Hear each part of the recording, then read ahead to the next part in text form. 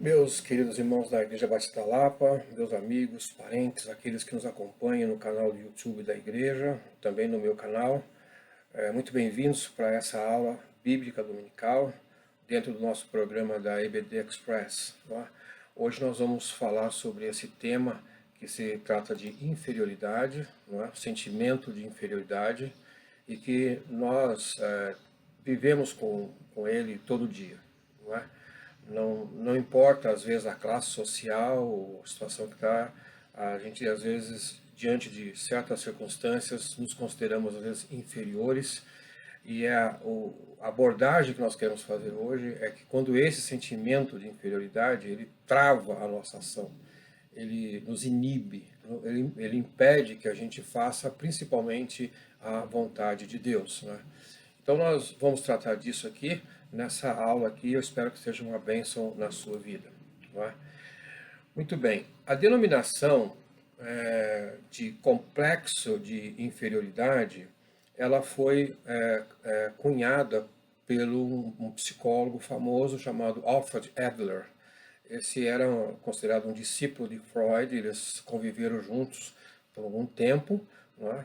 E depois eles acabaram se separando, tiveram divergências e esse Alfred Adler acabou criando uma escola de psicologia chamada Psicologia do Eu, né?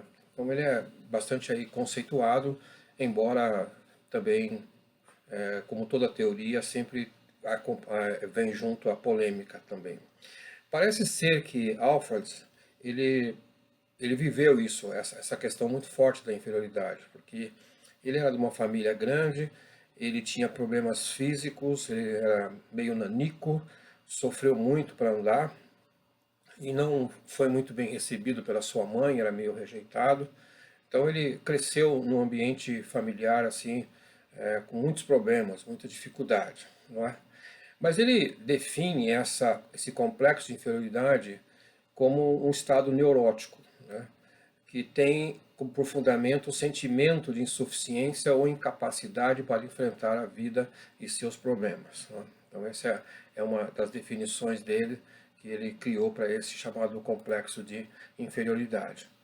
Também ele afirma que há em toda criatura humana, ao nascer, sob forma rudimentar, penosa impressão de desvalor, inferioridade, desamparo, que a levaria a uma angústia mortal, não fora um impulso de agressão e domínio.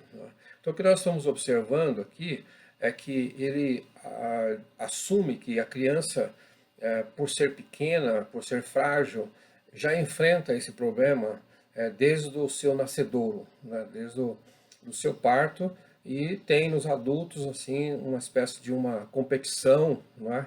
E quando não, desperta nele também um impulso de agressão para tentar superar o seu estado de inferioridade. Muitas pessoas são agressivas, né? E buscam dominar sobre as outras porque elas querem esconder o seu estado de inferioridade. Essa é a ideia que nós estamos passando aqui com esse pensamento da psicologia, né? Também alguns psicólogos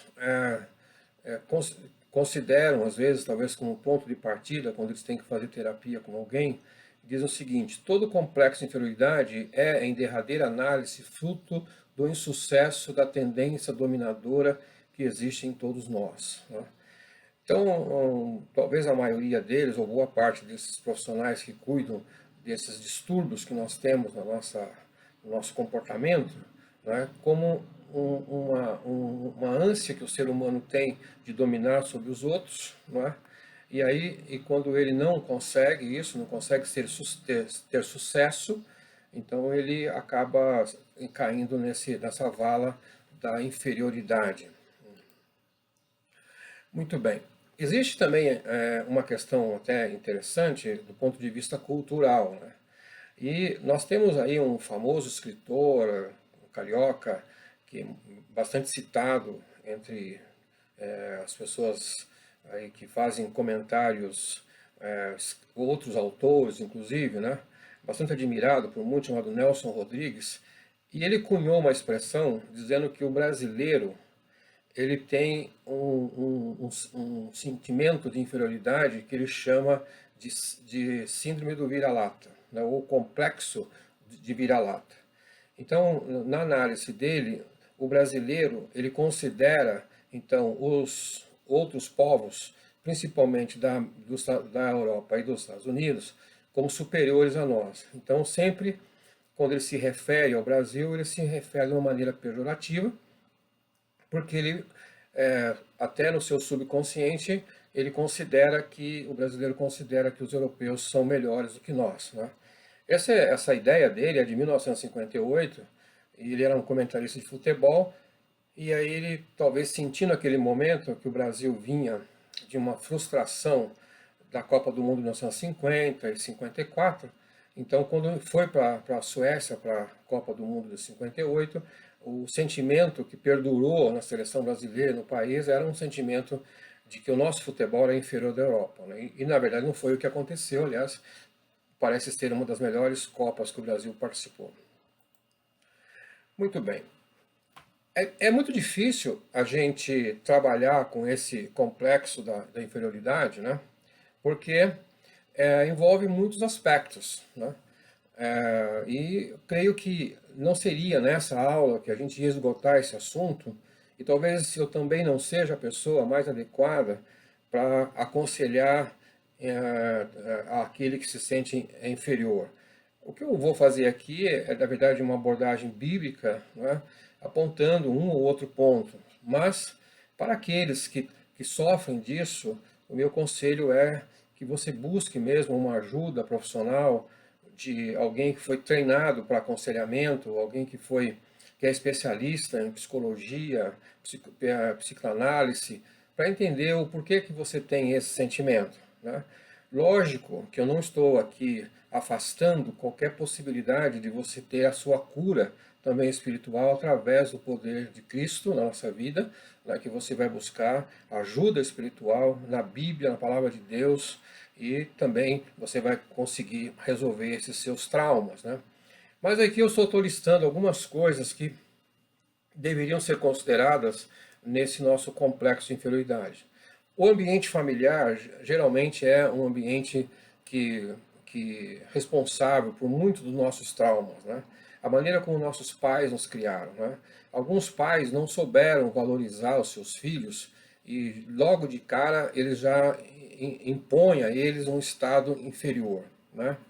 Eu nunca vou esquecer de uma situação que eu estava acompanhando com meu filho, um jogo de futebol, e aí tinha os pais que estavam acompanhando o jogo no Colégio Batista, e meu filho fazia parte do time de futebol de salão, não é?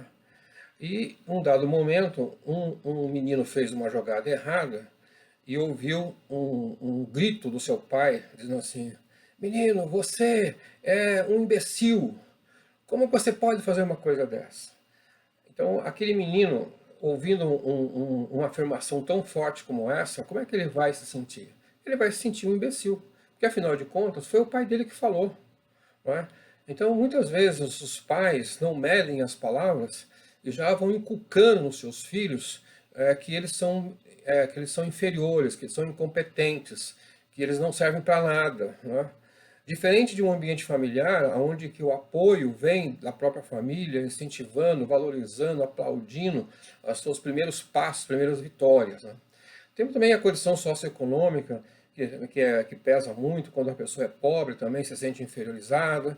A questão da nacionalidade, se ele nasceu na América Latina, se ele nasceu no Nordeste, se ele nasceu na África, né? E a questão também da etnia, a questão da cor da pele, se é preto, se é branco, e aí vai, né? Traumas, até a própria religião também às vezes impõe um senso de inferioridade que nós não podemos descartar. Nós já sabemos que por muito tempo aqui no Brasil o nosso povo foi obrigado às vezes a usar roupas bem feias, as mulheres principalmente, para que não pudessem mostrar a sua vaidade, né? Isso foi uma coisa que marcou a vida de muita gente, né? Muito bem. Então, o que eu quero dizer aqui é que isso é uma coisa natural, não é? E nós vamos ver agora 3 exemplos na Bíblia de homens de Deus que demonstraram isso, essa ideia de inferioridade, né?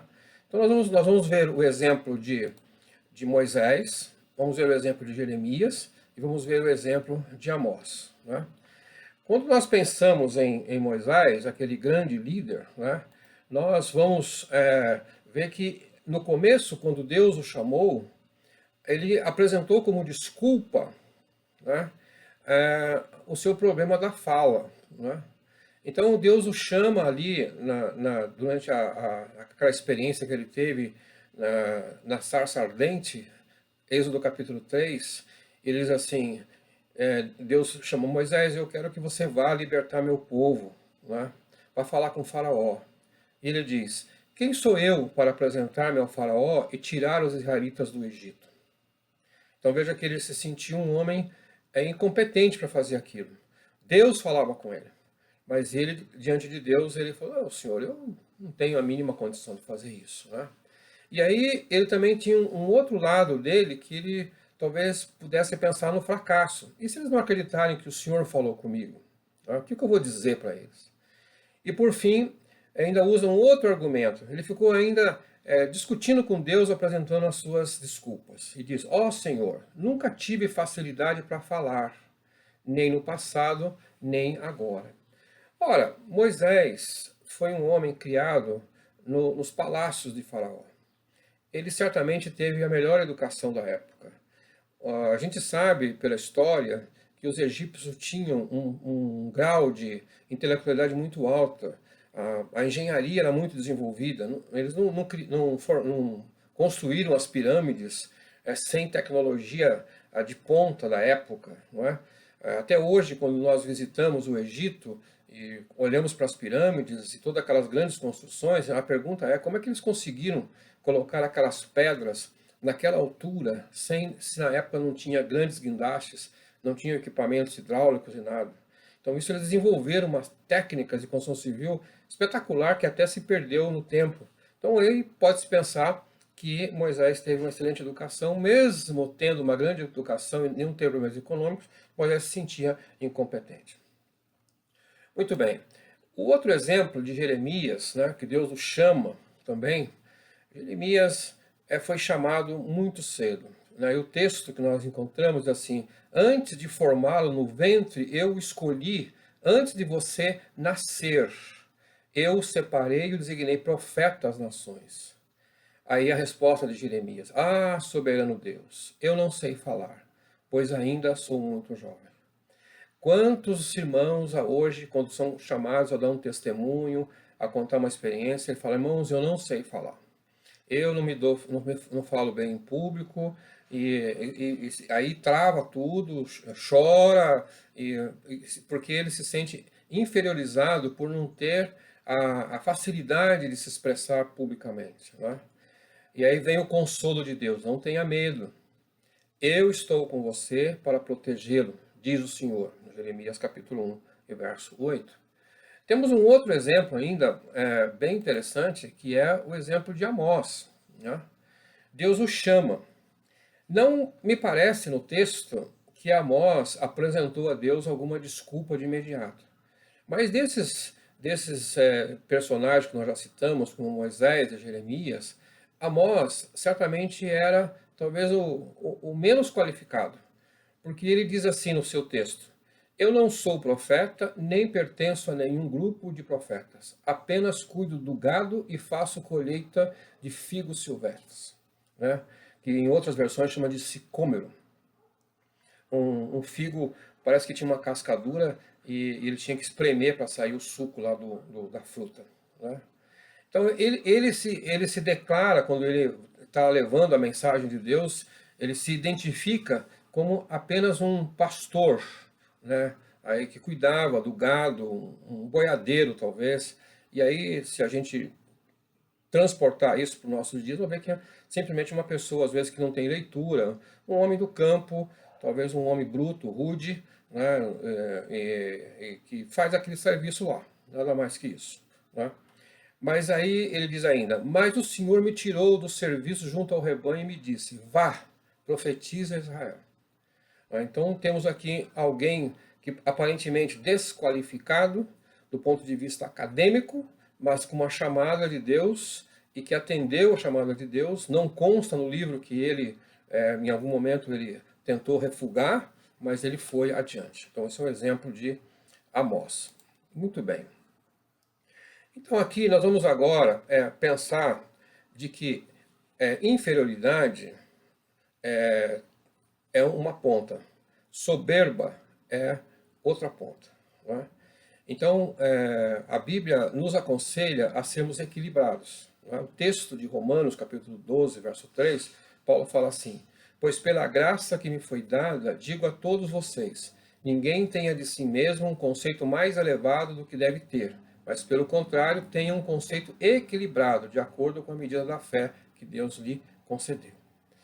Então, no entendimento de Paulo, não cabe nem se sentir menor do que os outros, né? E nem se sentir maior do que os outros. Essa é a ideia paulina nesse texto aqui. Não é? Quando eu penso que alguns crentes vivem no sentimento de inferioridade, eu também penso que talvez você se esqueceu de que você foi salvo pelo sangue de Cristo. Preço de ouro, mais que ouro refinado, diz a Bíblia. Então, aquilo que foi pago pelo nosso resgate foi muito alto. Ora, se Cristo morreu na cruz por mim, para me tirar da morte eterna causada pelo pecado, e me dá uma promessa de que um dia eu estarei nos céus, que eu andarei por ruas de ouro, como diz a Bíblia, não é? Então eu tenho que considerar que eu tenho valor, não é? Que ninguém ia pagar por mim um preço tão alto se eu fosse desprezível. Não podemos pensar desta forma. Né?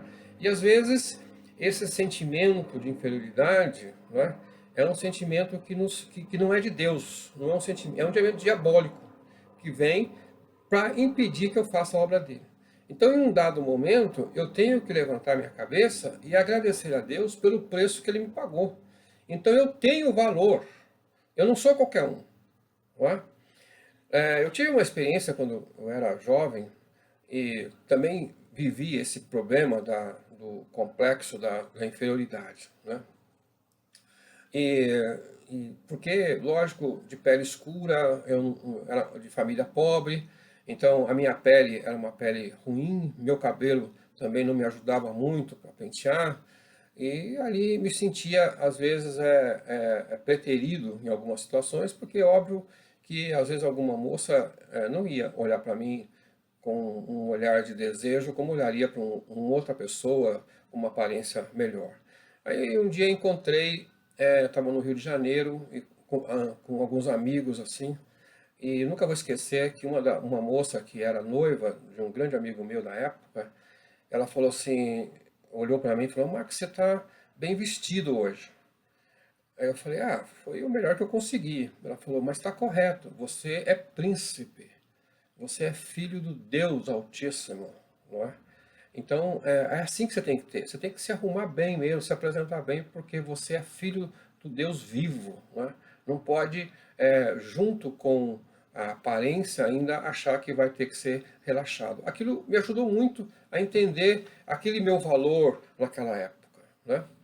Um outro dado interessante que eu observei foi que, numa pesquisa feita numa tese de mestrado na Universidade Federal da Paraíba, né, uma pessoa fez um estudo com alguma coisa próxima de quase 200 alunos, perguntando a eles qual o valor que devia ser dado de indenização para uma pessoa que foi tratada de uma forma violenta pela polícia. E aí eles colocaram alguns cenários para aqueles alunos responderem. Eles colocaram uma pessoa negra e uma pessoa branca.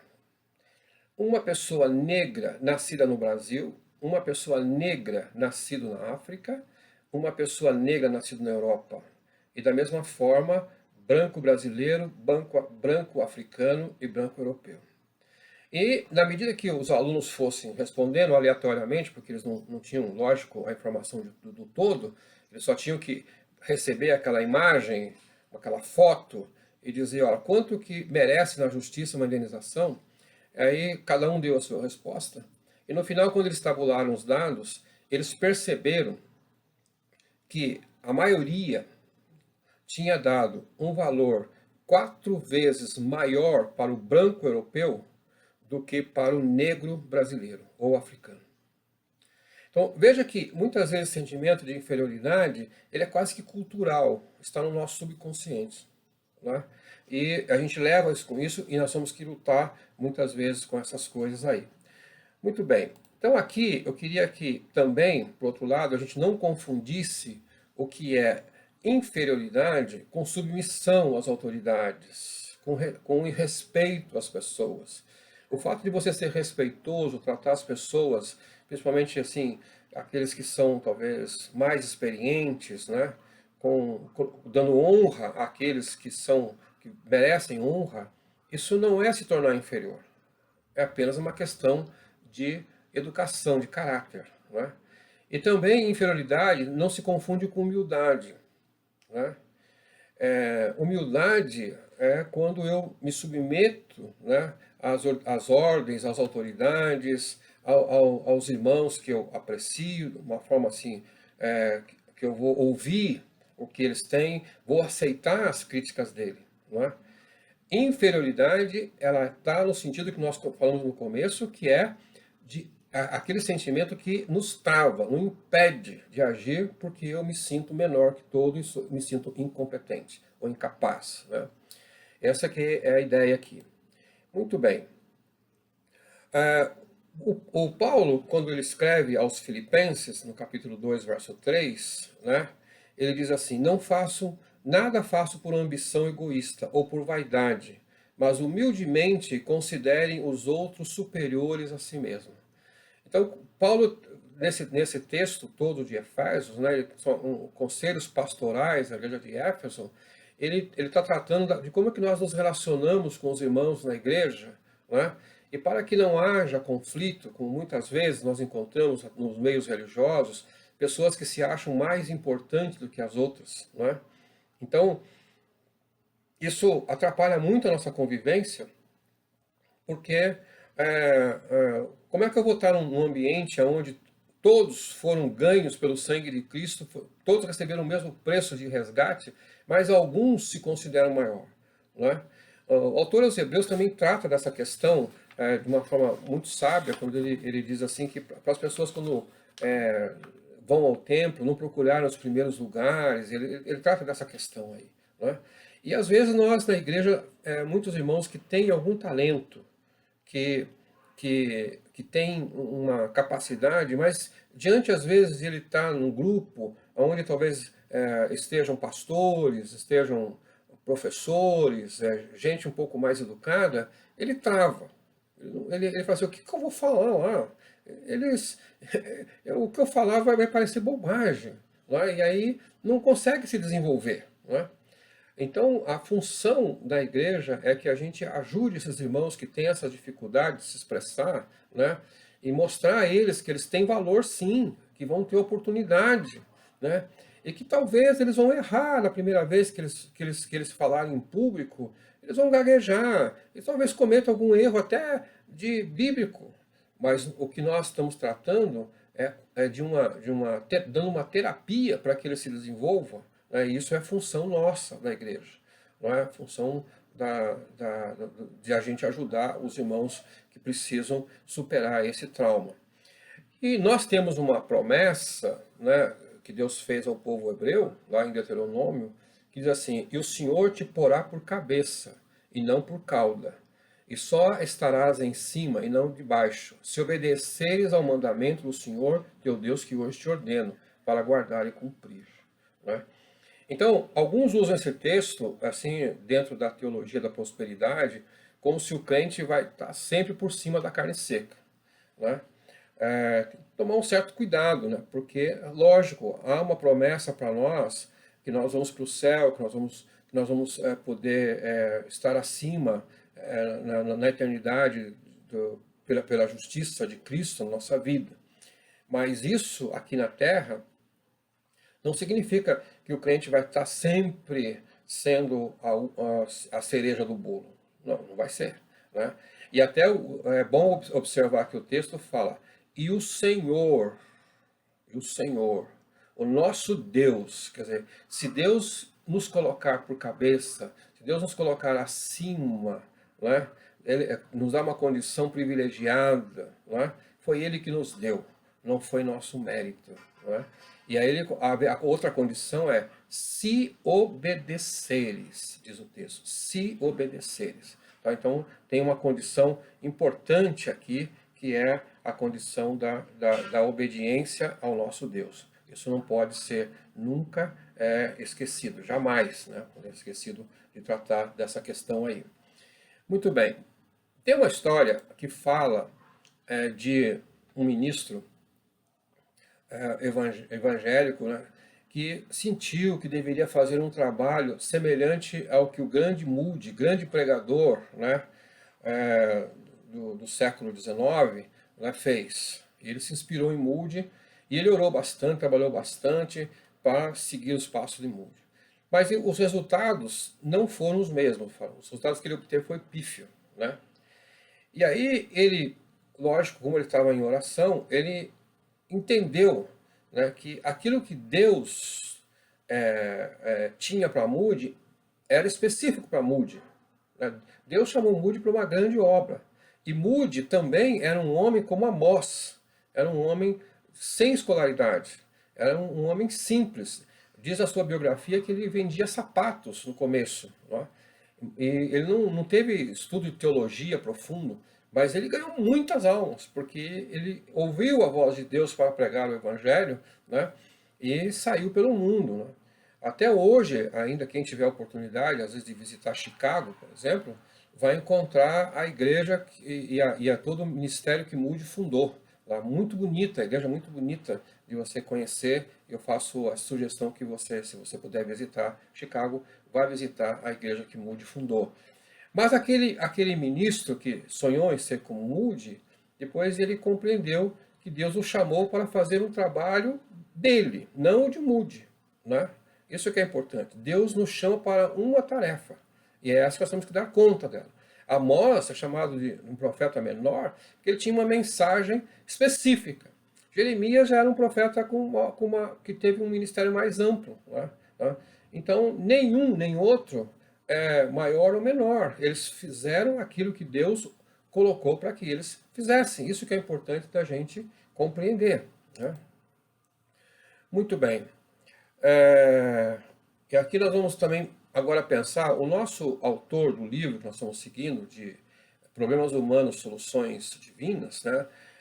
Dr. John Durwhite Pentecost, né? Que faleceu até, eu diria, recentemente, em 2014, né? Ele coloca, trata essa questão a partir de duas causas, né, que ele coloca aqui. Né? Duas causas. Ele coloca que a inferioridade está atrelada ao medo das pessoas e ao medo do fracasso. Duas questões. Então, como eu disse antes, pode ser que há outras causas, né, que talvez você possa pensar seriamente se isso é um grande período na sua vida, de você procurar uma ajuda pastoral, ou uma ajuda com um profissional especializado nisso. Mas no nosso livro, nós vamos tratar desse assunto aqui, que diz assim, ó, medo das pessoas. O que vão dizer de mim? Esse era o que Moisés alegou. Senhor, o que vão dizer de mim? Vou chegar lá e dizer que eu estava numa montanha e que eu vi um arbusto pegando fogo e o arbusto não se queimou. E que o Senhor falou comigo. Olha que, se Moisés contasse essa história, Faraó ia dar gargalhada. Moisés, os 40 anos que você fugiu daqui fizeram mal para a tua cabeça. Não é? Não é? E Moisés tinha medo de se expor diante do grande Faraó. Não é? De estar lá. Às vezes nós temos medo de se expor, porque o que as pessoas pensam, o que as pessoas vão dizer de mim. Né? Então preferem preservar a sua imagem até então quietinha, bem guardada, bem embalada, né? E não se revelar. Esse é o medo. O que as pessoas vão dizer de mim? Como enfrentarei pessoas mais estudadas do que eu? Como é que eu vou, quem sabe, dar uma aula na escola dominical e lá o pastor vai estar me olhando, né? Os pastores vão estar me olhando. Então, às vezes, quando nós temos uma igreja com gente bem formada, assim, você bate uma certa insegurança, né? Você está ali na frente, o pastor está te olhando. O irmão teólogo lá também está te olhando. O outro que fez faculdade teológica também está te olhando. Né? E de repente tem um visitante lá, que você não sabe quem é, que é pastor há 500 anos de alguma igreja, e está te olhando.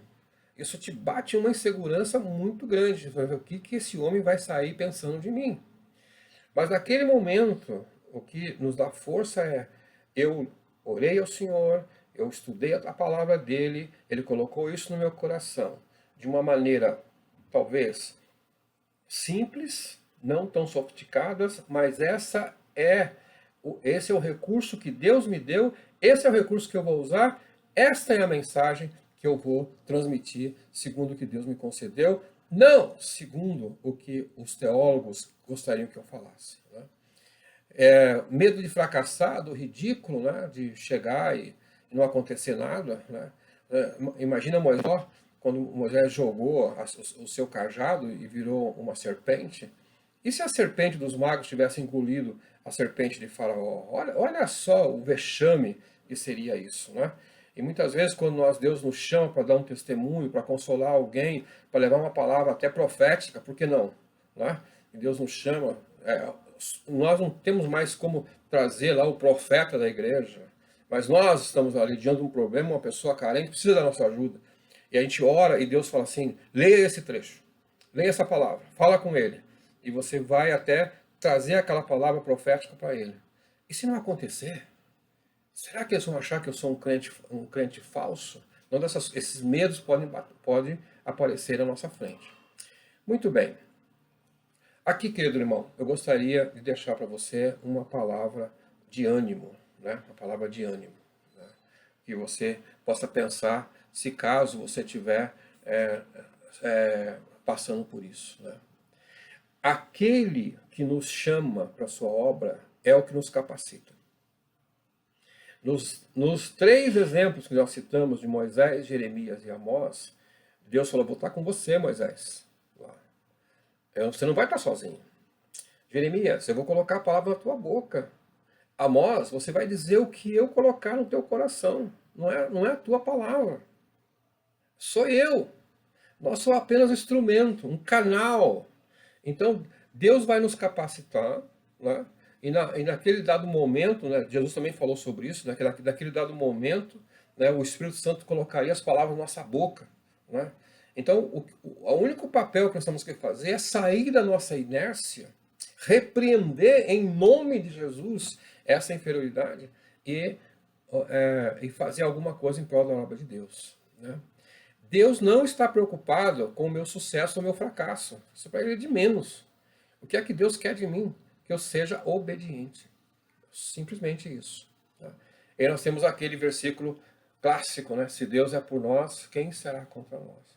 Se nós temos uma empreitada, Deus nos chamou, não é? E Deus, sabendo de todas as minhas fraquezas e limitações, Ele é por mim, não é? Agora, cuidado, porque muitas vezes, ao aceitar seu estado de inferioridade, você pode estar diminuindo, entre aspas, o nome de Deus, porque ninguém diminui o nome de Deus, não pode ser diminuído. Então eu coloquei entre aspas para dizer que a pessoa que vai te ouvir vai achar que o seu Deus é pequeno mesmo. Né? Quando agimos de forma inferior aos demais homens. Nenhum homem é superior a mim. Né? Eu respeito as autoridades, respeito aqueles que merecem ser honrados, devo fazer isso, devo me expressar elogiando, valorizando, mas eles não são melhores do que eu. Porque Cristo pagou um preço por mim na cruz muito grande. E isso eu tenho que ter respeito por isso também. Né? Então, meu querido irmão, minha querida irmã, né? Lembre-se sempre que muitas vezes quando você estiver diante de, quem sabe, de um grupo seleto, né, de pessoas, né, e alguns vão até tentar te inferiorizar mesmo, né, são arrogantes. Né. Lembre-se que atrás daquela arrogância, daquele nariz empinado que está te olhando, ele é um ser inferior também. Usa isso como arma, né, para te desqualificar, mas ele é inferior. Né? Ele tem esse sentimento também, como você. Não é? Que Deus te abençoe, querido irmão, querida irmã. Sinta-se valorizado por Cristo na nossa vida. E se aquilo que Deus colocou no coração para você fazer, faça. Porque é Ele que vai te capacitar. Deus te abençoe. Em nome de Jesus.